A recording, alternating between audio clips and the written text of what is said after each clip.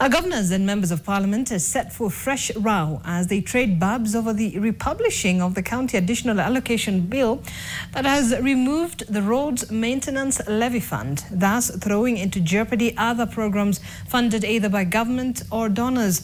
The Council of Governors is set to meet this week to discuss key issues, as it also emerges that the continued delay in finding an amicable solution, also because of a standoff between the two houses, may lead to a loss of about 2.2 billion shillings of donor funds. The National Assembly has vowed to deny county bosses access to the roads maintenance levy, labeling them corrupt. A showdown looms between governors and members of the National Assembly as the sharing of funds row sets Parliament and the Council of Governors on a collision course. Majority Leader in the National Assembly, Kimani Ichung'wah, is adamant that no single coin of the road maintenance levy should get into the accounts of the county governments. And unfortunately, that mediation process lapsed at the end of the last session.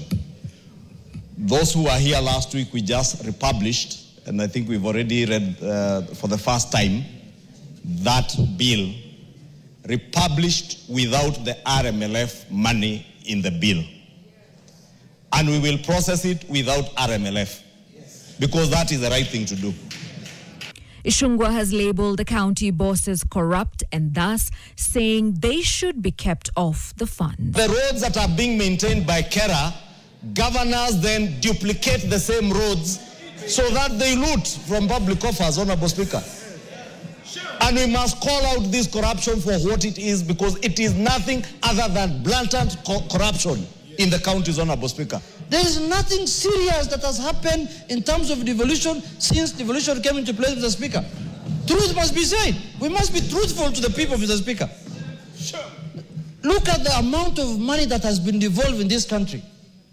Trillions of shillings since devolution came into place. Nothing to show for it.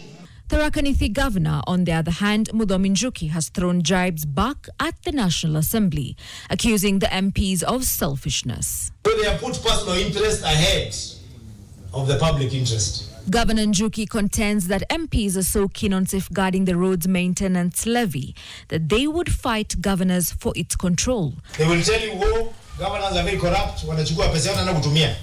Let me tell you,